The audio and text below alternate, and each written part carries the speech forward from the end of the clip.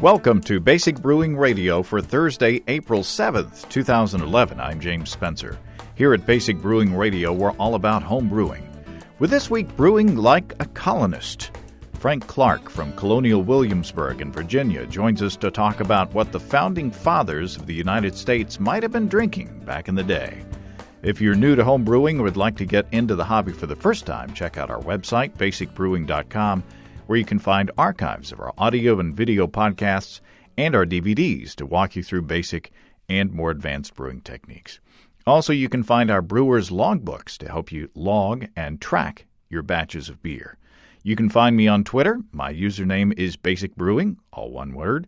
Also, you can find me on Facebook at facebook.com/basicbrewing.james, and our show page is at facebook.com/basicbrewing.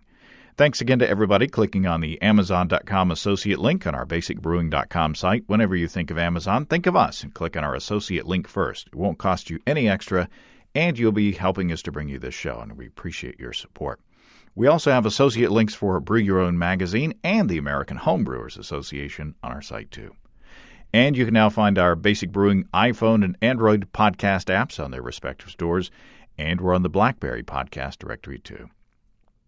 Let's take a quick look into the mailbag. Dustin from Rochester, New York writes in with a twist on the brew-in-a-bag technique, reiterated mashing, brew-in-a-bag style. Dustin says, I've been brewing all-grain brew in bag batches on my stove with a 5-gallon pot. I love how simple it is, but have been limited to 2.5-gallon batches or 5-gallon partial mashes. Yesterday, I decided to try something new. I used a typical 5-gallon batch recipe that calls for 10 pounds of grain. I filled the brew pot with 4 gallons of water, brought it up to strike temperature, and added half of the grain. I mashed for 1 hour. After the hour, I pulled out the bag, gave it a good squeeze, and dumped out the spent grain. The grain had absorbed some of the water, so I topped off the brew pot to 4 gallons, brought it back up to strike temp, and added the bag and the remaining 5 pounds of grain. I then did a second 1-hour mash. I checked my efficiency and was happy to find it right at 75%. Post-boil, I ended up with 2 3/4 gallons of wort with a gravity of 1.100 or 1100. I added this to the fermenter and topped off with 2.5 gallons of water, or 2 1/4 gallons of water to bring the total to 5 gallons. I checked the gravity and it was right at 1055, exactly what the recipe called for. So Dustin says, so with this technique, I'm able to brew 5-gallon batches of mid-gravity beer and 2.5 to 3-gallon batches of a much higher gravity on my stove with a 5-gallon pot. The biggest drawbacks are adding an hour for the second mash and whatever other negatives are associated with a partial boil. Although after listening to the March 4th, 2010 episode of our podcast, where the partial boil and hop utilization / wort darkening experiments were conducted, I don't consider this a big issue. Dustin says, do you think there are any reasons why a partial all-grain boil is a bad idea? Well, no, I can't think of any major reasons offhand other than the added hour of mashing.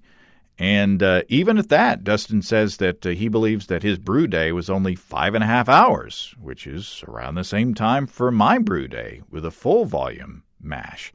You know, when you take into account that it takes less time to heat up and cool down smaller volumes of liquid, you know, maybe it's a wash, so to speak. One suggestion that I would like to make to improve the process would be to sparge the grain in the bag in a separate pot with a bit of hot water after each mash.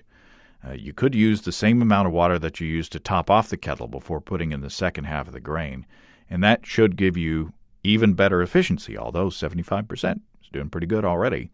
So it sounds like a good workaround if you have a small stove or a small brew pot. Just do a reiterated mash twice.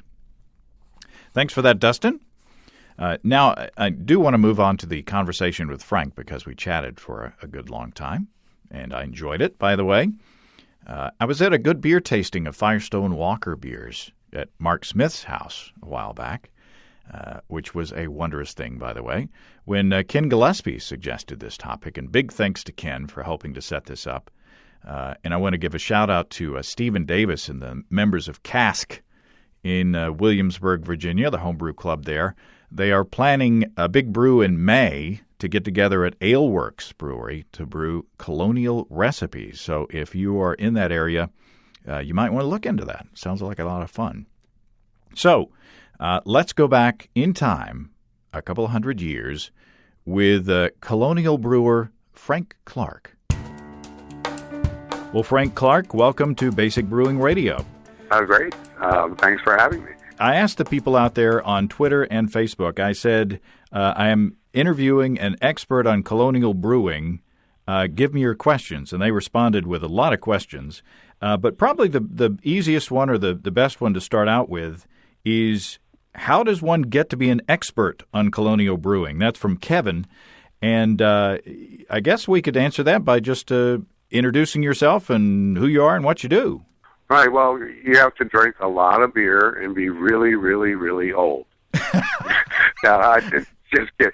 It actually was sort of an offshoot of my job. I started working at Colonial Williamsburg about 21 years ago, and I was doing school tours actually originally at one point, and in the summertime we didn't get a lot of school groups, so they sort of farmed us out. So they sent me to the kitchen one summer, and I liked it, and I went back again the next summer, and I worked in the kitchen again, and a full-time position came up there, and I applied for it and got it. And as part of the historic trades department at Colonial Williamsburg, the foodways department, as we're known, which is basically the kitchens that we operate, is supposed to serve an apprenticeship.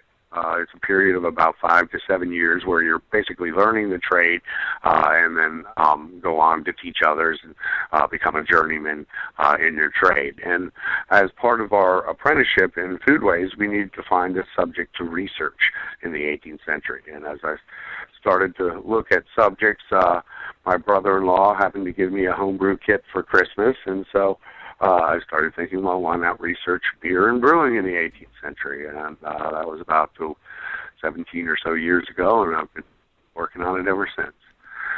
So basically, you become an expert in it, if I can call myself an expert, by reading the brewing literature of the period and trying to understand the processes that they were using and how they relate to the modern world and what we think of as beer today. We got a whole lot of questions on, asking about what the state of brewing was back then. Alan asks how common was home brewing and what adjustments were necessary in the New World. I mean, you're dealing with the 1800s or the 1700s, so, a lot of people have been here a while since then, but so maybe not necessarily adjusting from the old world to the new world, but what was the state of home brewing and brewing in general at that time? Well, it's interesting. It's clearly different between England and America. Unfortunately, the records are far better in England than they are here in America. So we know a lot more about the English situation, really, than we do about the colonial ones. But it's clear in England in the 18th century that the system creates a transition from, in the early part of the 18th century, most people were drinking home-brewed beer. By the end of the 18th century, most people in England are drinking commercial brewed beer. So it is in that time period that people switch from primarily brewing their own beer to drinking commercial beer. And the primary reason was the massive productive and the industrialization of the brewing industry in England related to the porter, the brewing of porter. And that really changes the whole beer world in a big way, because that's the first time in history where people were actually drinking more commercially made beer than their own beer. So that's a big change. Here in America, I don't think that change occurs as early as it does in England. In some places, like, say, Philadelphia, Boston, New York, it may well have, although their industry is still a little bit slower than the English to fully take off.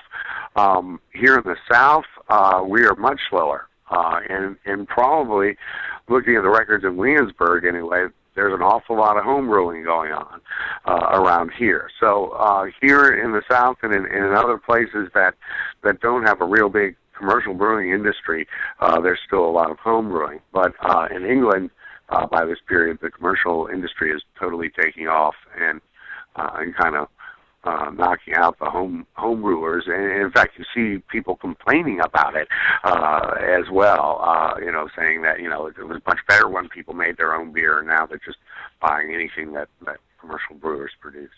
Of course, back then we hear that brewing was kind of a matter of self-defense because the drinking water wasn't as safe as it is today. Absolutely. And that's especially true here in Williamsburg and in Virginia. There's very, very big problems with water. And milk isn't necessarily a safe alternative either.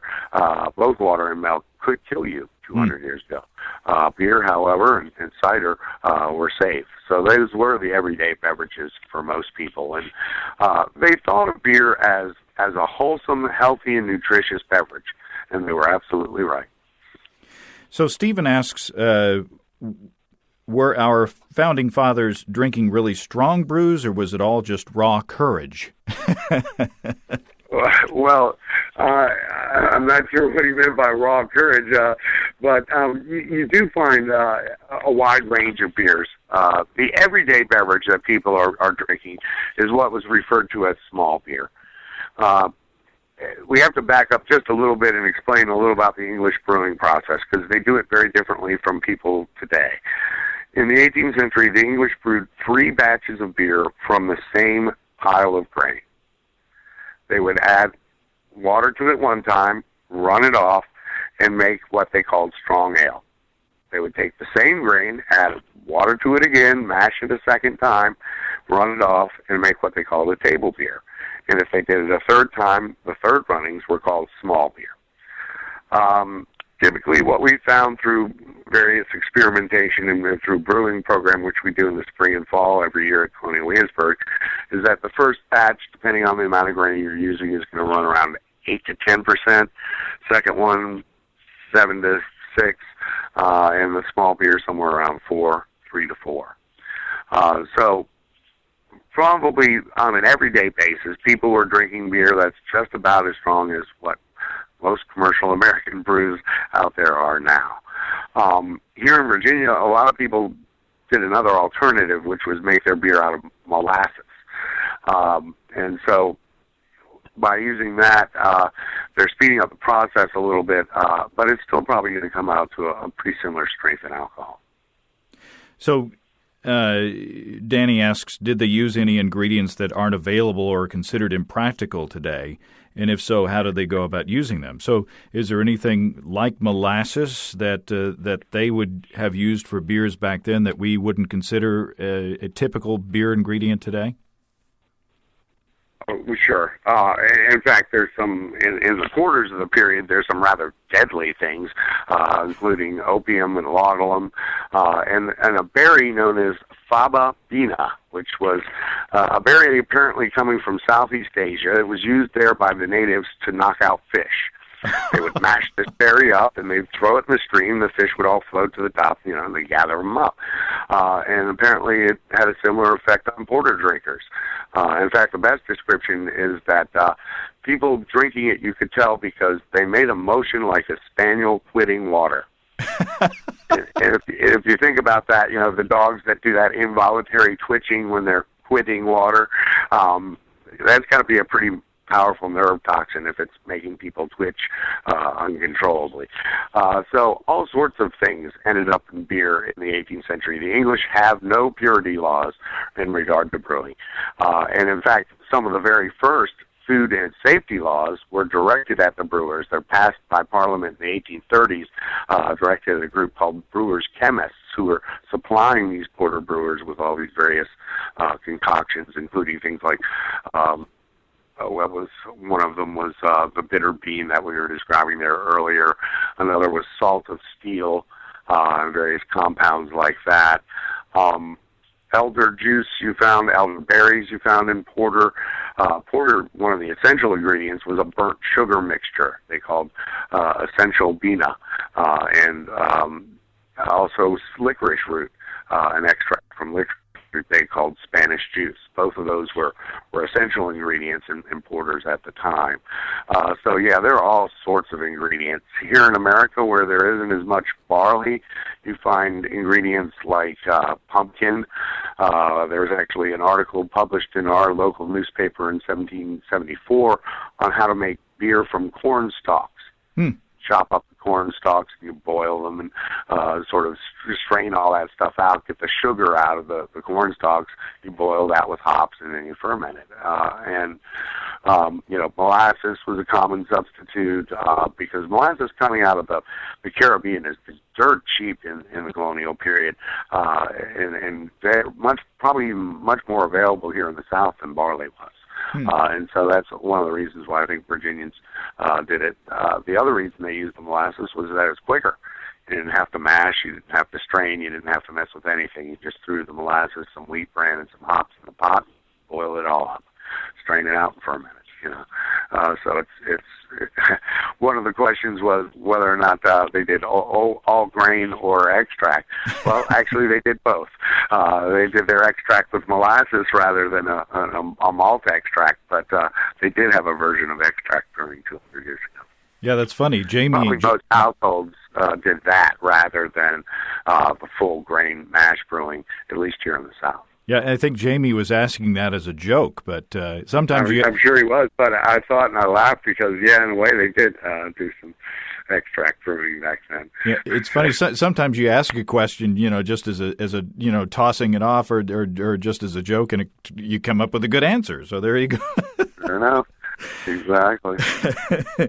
So what about hops? I mean, we had David asking about hops, and Gene says, what hop and malt varieties did they have then, or would we recognize any of the hop and malt varieties that they would have back then?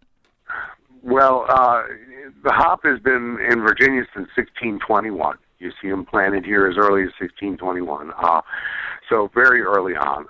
And probably the varieties that are being planted are one of the 3 or 4 members of the group known as Kent Goldings today. They're probably the oldest still in use English hop today. They're isolated theoretically by a man named William Golding, although recent research is cast some question upon exactly which Golding was responsible for isolating these varieties of hops over in Kent, England.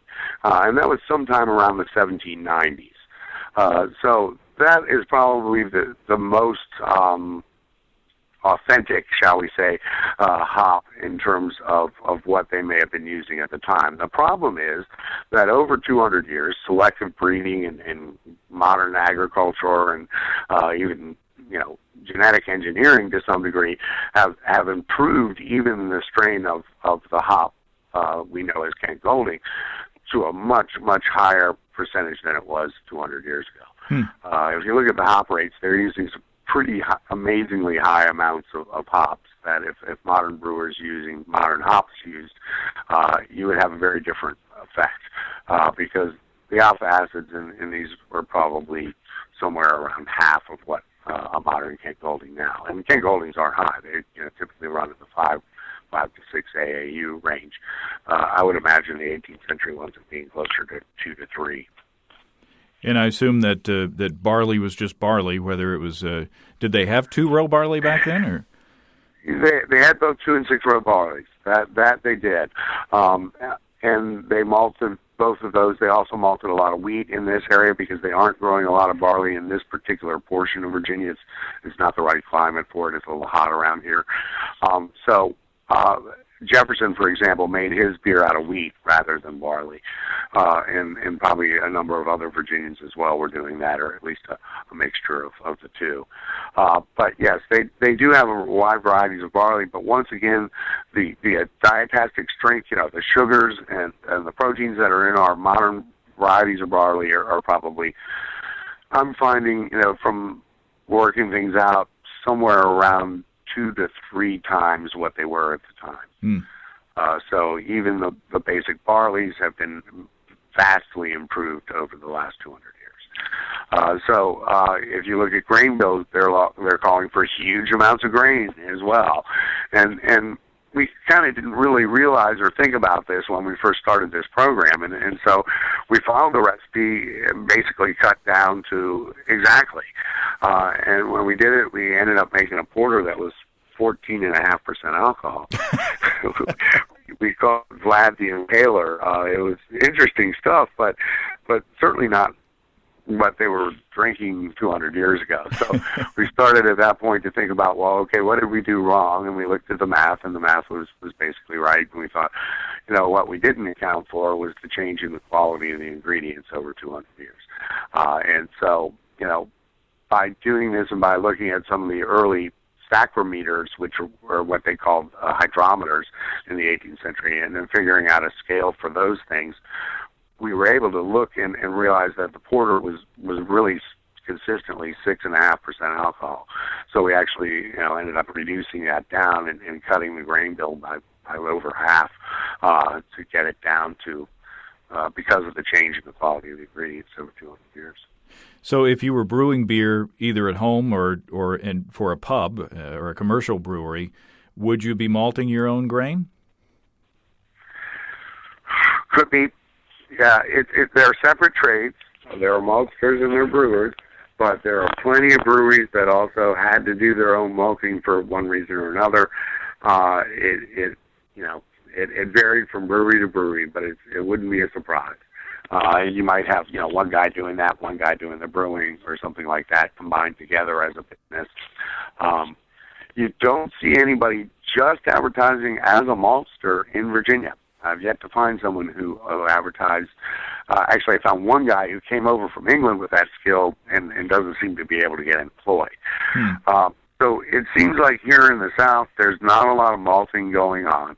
And in fact, Robert Beverly, who wrote a description of Virginia in the very end of the period, or the early part of the 18th century, actually describes it and says that Virginians do very little malting. They are trying to work with malting corn and some of the other sort of local things a little bit as well. But I think malt is probably more imported, and that's another reason why people use molasses. They can get that for cheaper and easier. And like you said, it's already converted. You've got your sugars available for fermentation right there. In fact, exactly. So let's talk a little bit about techniques in general, and then I want to get into your specific setup. How did they? Tom asks, how did they handle sanitization at the time, or were all beers meant to be drunk fresh to avoid souring? That's an interesting question because they didn't handle sanitation. They hadn't invented it. Okay, so the concept of sanitation doesn't exist in their mind the way it exists in a home brewer's mind today. Every brewing manual stresses the importance of cleanliness. They talk about scrubbing out your casks and your tubs and everything that's going to contact your beer in boiling water and with sand and scouring it as clean as possible. But that's about all they can do. And they're dealing with wood. Now, the second part of the question is the tricky part, because to us, the concept of a sour beer is that it's gone bad. But I think certainly part of the flavor profile of porter in the 18th century was the fact that it was aged for 2 years in wooden containers.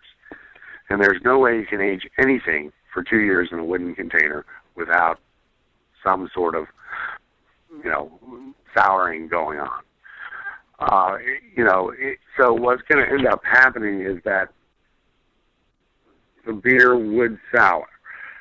However, that doesn't mean they didn't drink it that way. Just like the Belgians like sour ale, I think one of the reasons that porter was popular was what the porter brewers did was blend very, very sour porter with fresher porter to create a medium blend kind of a thing, a consistent product. And so what they would do is have a number of vats of porter together that were 2-3 years old and very, very sour, and then they'd mix just a little portion of that into a bunch of other barrels of reasonably fresh porter, and produce a uniform taste that way. So sourness is actually part of the flavor profile of some of the 18th century beers, and so in that sense, they didn't think of it as a bad thing, but as a good thing. However, there are also endless recipes for curing a beer once it's gone bad. Foxing, what we would think of as the skunk smell. Mm-hmm. There's a number of references to that and how to cure it. Souring of any type. Typically what you're doing is grinding up chalk, combining it with sugar and flour, making balls out of this stuff and throwing it into your beer. So theoretically, I guess the chalk is sort of balancing some of the sourness of the acidic acid bacteria that are growing in there. They are expecting a certain degree of infection. Some of which were acceptable, some of which weren't. But in many cases, they're probably still going to drink the beer anyway. Whereas we would, as modern people, we expect a consistency in food and manufactured products that is completely impossible to achieve 200 years ago. Now, there are a bunch of craft brewers out today. There are a bunch of craft brewers out today that are going for the sour styles and going for the sour, mm-hmm. Wood-aged, interesting, quote-unquote spoiled beers, to some people, but playing with that flavor palette in a way that, maybe the colonists would find familiar. Sure. And I think there's also, to some degree, something to be said about the boring nature of most people's everyday diet. The poor Virginian, the poor Englishman is eating mostly one-pot meals, porridges, soups, and stews. And so something that's flavorful and unique and exciting in your mouth, is going to be interesting and different from all the other stuff you're eating, which isn't very exciting or interesting or different, if you follow me. So I think maybe a sour beer is even more interesting to someone who's been eating cornmeal mush all day than it might be to someone who has a wide variety of food choices like we do in front of them. Yeah, spices may have been expensive or hard to come by back then. Sure, in some cases, yeah. Now, they're also used in beers as well. There are plenty of spice beers. In fact, we work with a beer called Mum. And apparently this beer originated in Brunswick in northern Germany. And it came over to England with the Georges when the Germans take the throne of England. It was originally in the German form of medicinal beer.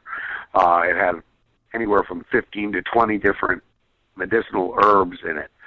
The English seemed to drop out a lot of the herbs, although they sometimes kept about 2 or 3 of them, typically sage and something called bog myrtle.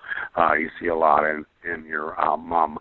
But they changed for those spices, cinnamon, coriander, cardamom, cayenne pepper even, and grains of paradise. And it is much like a Belgian wit beer in many ways. It's made of wheat and oat and barley, very light in color. In fact, the period description is that you can read a newspaper through a glass of it. So very clear and spiced, highly spiced ale. So they're using spices in beers intentionally as well as a flavoring too. And you see ginger a lot in beers at this time. Lots of beers that have ginger in them. Some cinnamon as well. Now let's talk about your setup. If we first of all, if we go to Colonial Williamsburg, can we see you brew as part of the demonstration there? At certain times, yes. We have 4 brewing programs in the spring and 4 in the fall. They're always on a Saturday or a Sunday. And they'll have the dates on all that posted on Colonial Williamsburg's website, history.org. And so on those days, yeah, we're doing the demonstration in the Palace Scullery. Program starts at 10 in the morning and ends at 3:30, and we go through the process of making a batch of beer. And so people can kind of come and go throughout the day and see, different stages of mashing and boiling and the straining and all of that. We're basically making about a 10-gallon batch, or we end up with somewhere around 8 when all is said and done. So what would really be considered small-scale home brewing by the period standards. And we make we probably got about 15 different beers that we have on our palette as such from the period that we've reproduced. Luckily, we were also trying to get people a chance to taste those beers. Unfortunately, we can't serve the ones that we make because of the process in which they're made. But we've gotten a local microbrewery, Williamsburg Ale Works, to help us to scale up at least one of the recipes. It's called Old Stitch Brown Ale, and it's now for sale in our taverns. So people coming here will also be able to taste one of the 18th century beers, or at least a modern version of it here at our tavern. Very cool. So talk about your setup. Kind of take us through your brew day, and as you take us through chronologically, take us through the gear that you're using to brew your beer. Sure. We have about a 12-gallon copper pot, very large copper pot, which is our boiling and water heater as such. We have a very large wooden mash tub that we do our mashing in, and then we have a tub which has basically a no bottom, or in fact a brass screen as the bottom, which is the strainer for the grain, and then yet another tub which the liquid, the wort will go into. And so we start by heating the water.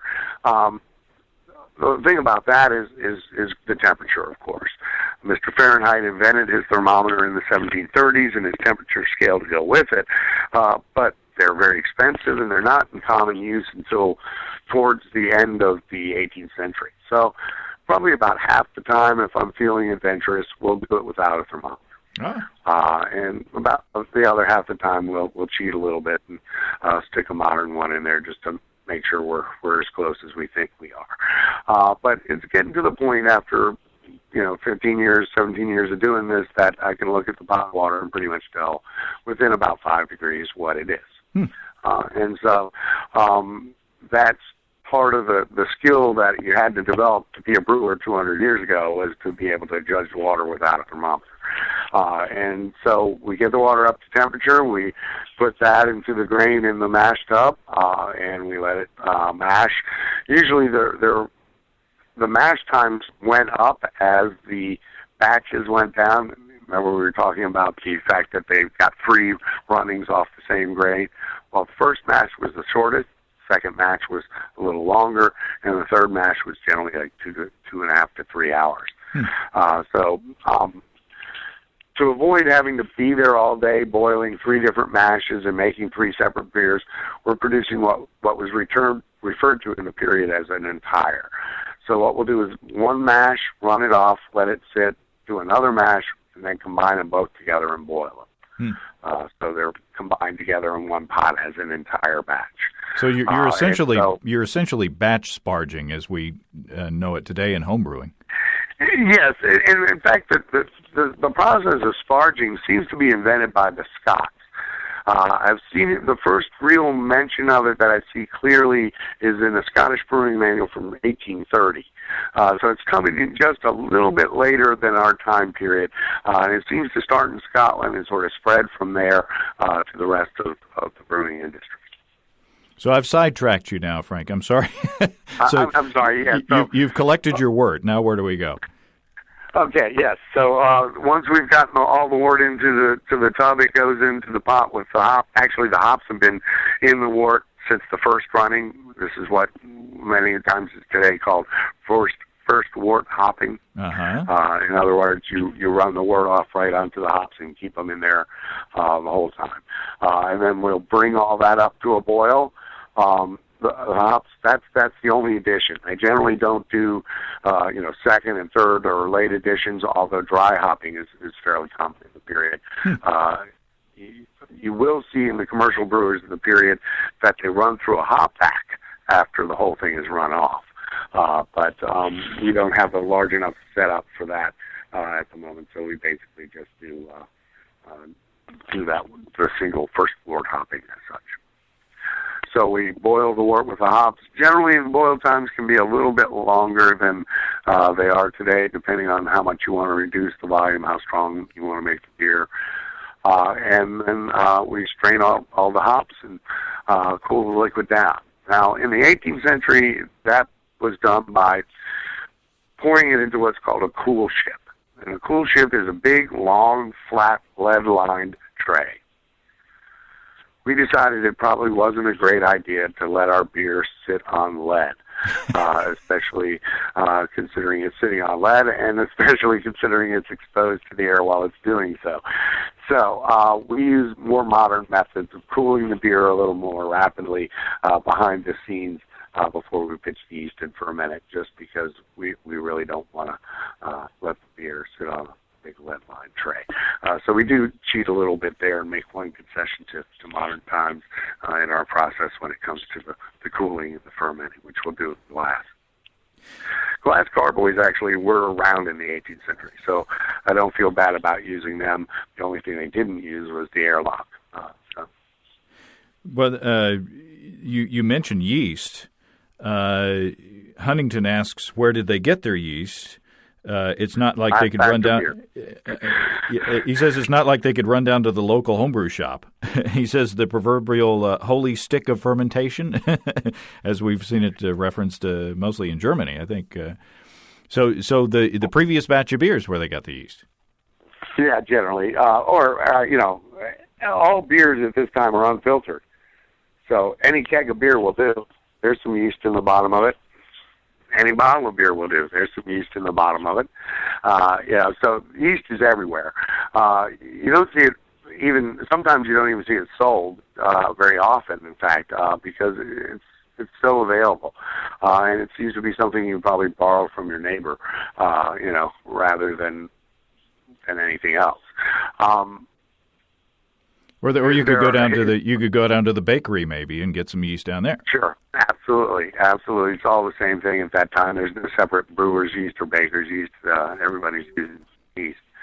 And in fact, it's interesting that you mentioned the holy stick. One of the processes of preserving yeast at this time was to take a whisk, which is actually lots of birch branches tied together, dip it into the beer while it was fermenting, and let it dry. Dip it in and let it dry, so that you're getting the yeast foam off the top of the fermenting beer embedded into this whisk. And then the next batch of beer, you simply take the whisk, stir up the beer with it, and off you go. Sounds like you're making a yeast candle or something. Almost in a way, right onto your whisk. You could wait till the beer was fermented, siphon it off, and then press out the yeast into a yeast cake and keep that around. We see descriptions of doing that. We make what's called beer roll-ups. Sometimes we spread the yeast out on what we like to call beer roll-ups. We spread it out on a sheet, let it dry, and it sort of cracks. It looks kind of like mud, and it's sort of tacky, and you roll that up, and there you go. So they had a lot of ways of keeping it simply in bottles down in the cellar or down in a well for short term. Because yeast was typically, when they talk about yeast, they talk about it as a liquid, because that's almost always the way they got it, was in liquid form. So it's not in a dry or powdered, although it might be pressed in a cake. So they might not have known about the microbiology of yeast, but they knew that it was the magic stuff. Sure, exactly.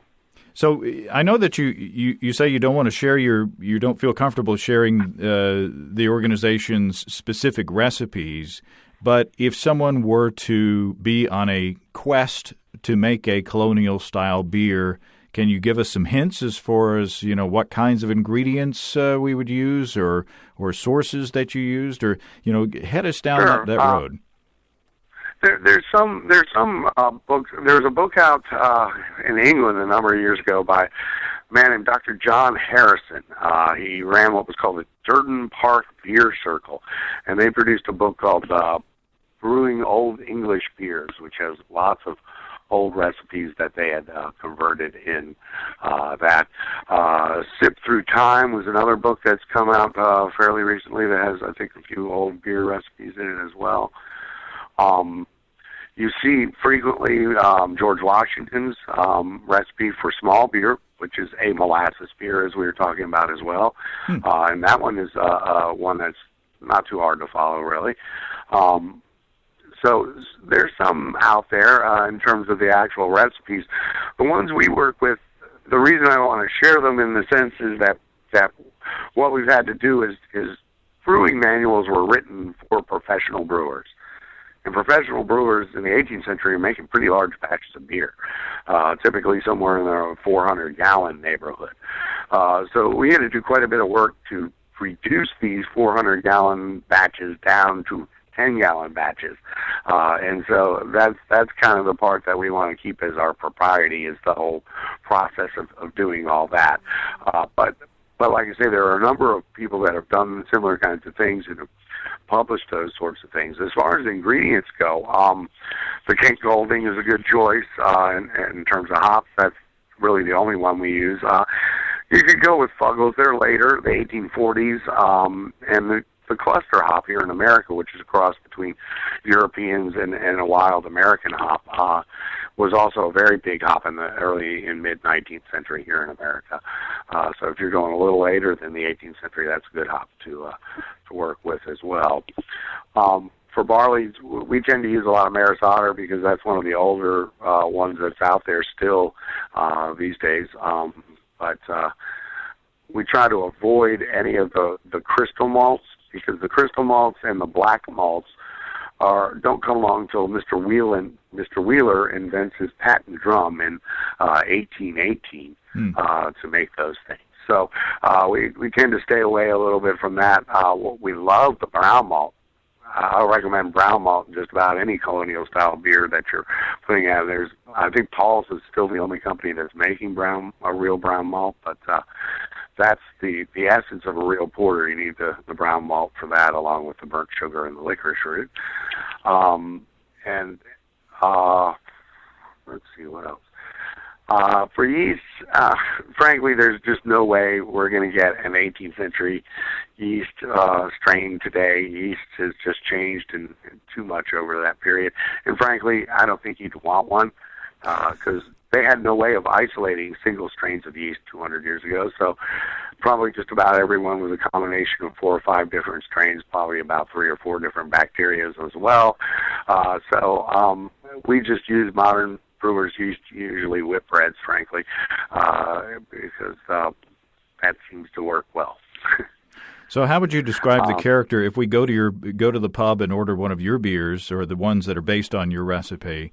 How would you describe the character of that beer? The Old Stitch brown ale has a bit of a chocolatey kind of a flavor to it, a bit of a coffee type of a flavor to it. It's pretty rich and malty. It's 4.5% alcohol, so it's a nice session beer. The Colonial reenactors love it. I'll put it that way. It's one of my favorites as well. So they don't use it for courage before the battle, do they? Who knows? I stay away from all those muskets whenever I can. Well, I live very near a Civil War battlefield, and the local liquor store gets a lot of business during that time as well. Yes, indeed. They provisions. That's what they're looking for, provisions. Hey, well, that's how the army ran in the 18th century as well. So things never change. Well, this has been a lot of fun. Is there anything else that you want to mention that we haven't covered in this in our chat? Let's see. You've mentioned the website, history.org. Yes, and for those of you that may be interested in food as well as beer, I recommend the section on our section on history.org called History is Served. Every 2 weeks we put up a new 18th century recipe. We'll have the original recipe and we'll have a modern one to do at home. So if any of the brewers also like to cook, take a look at History is Served and see if you might find some recipes there for cooking. I'm actually hoping to put up a small beer recipe up there as well sometime here in the not too distant future. Oh, well, great. If you get a chance to do that, drop me a line, and I'll let everybody know and put a link to our website. Sure. Or link to your website from our... No problem. In fact, we were talking about that the other day, because that's one we're not going to do with Aleworks, because no one wants to make a molasses beer. So yeah, well, that'd be a good one to post up on the web. So I take it. One more question. I take it you guys take the. Do you act as if you're in that period when people come to Colonial Williamsburg? I mean, if someone no, we are actually in the modern times, dressed in the clothing of the period and using the equipment of the period, but using the vocabulary of the 21st century. Okay. There are some of my coworkers, however, who are immersed in the period, what we like to call character interpreters, or people of the past, and they are strictly, their vocabulary ends at 1775.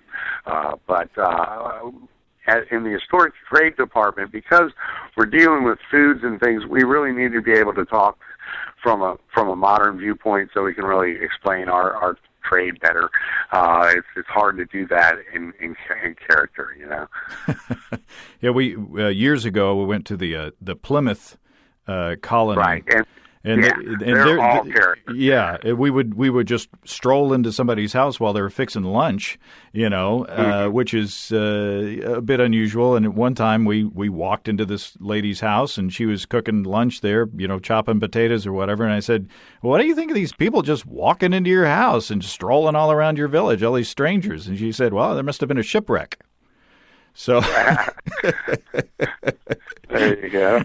Exactly. But it was a lot of fun going there, and I hope that one day I'll be able to visit you guys. Yeah, please do. And in fact, yeah, in addition to the small beer recipe, we're working on a video of the brewing of porter, which we'll eventually get up there on our website as well. So I'll keep you in the loop when those things get through editing and all the jazz that's got to happen with that. Excellent. Well, Frank, you've done well for having a cold. You haven't sneezed or coughed once, I don't think. So I took a bunch of my Alka-Seltzer Plus cold medicine before you called, so I figured that would help. Ye oldie Alka-Seltzer Plus. Exactly. Well, Frank, I certainly appreciate your time. All right, take care. Well, thanks again to Frank for the great information and for talking to me, even though he had a cold. He did a good job. And I'll post a link to the video that is on the Colonial Williamsburg site featuring Frank talking about his beers, and you get to take a peek at his homebrew setup there. Nicely produced video, by the way. And also, I'm going to post a link to George Washington's small beer recipe in the description of this episode as well on basicbrewingradio.com. And you get to see that recipe in his handwriting on the New York Public Library page. So let me know if you try to brew it. And I'll also post those links on our show page on Facebook as well. If you have brewing questions, show suggestions, or just want to say howdy, write to james@basicbrewing.com or just fill out the contact form on basicbrewing.com. And please don't forget to tell us where you're from. You can check out our latest DVD, Extract Brewing and Partial Mashing, and our 2011 Brewer's Logbooks, still in stock. Check out our online store for those, and you can also check out our other DVDs, Stepping into All Grain, Low-Tech Lagering and Decoction Mashing, and Introduction to Wine Kits, too. We've got combo deals on our site to save you a couple of bucks, and you can check out our shirts in the store, too. You can see a fine listing of the fine folks across the country who sell our DVDs on basicbrewing.com. And if there isn't a vendor in your area, you can order them online in our online shop at basicbrewingshop.com, and we appreciate all those fine vendors. Thanks to everybody who's continued to click on our Amazon.com link. We appreciate the support there. Our featured products this week that were purchased through the link are Rain for sleeping and relaxation, and the Universal Rug Rake. Tom? The Universal Rug Rake. Thanks again, everybody. And remember, I can't tell who bought what, so no worries there. Just click on the Amazon.com logo on our site the next time you feel like Amazon shopping. We appreciate your support. Don't forget our associate links to the American Homebrewers Association, or BYO Magazine, on our site, too. That's all until next time. Until then, thanks for listening, everybody. I'm James Spencer. Production help for Basic Brewing Radio and our website is provided by Kelly Dodson. Basic Brewing Radio is a production of Active Voicing. We'll talk to you next time, everybody. So long.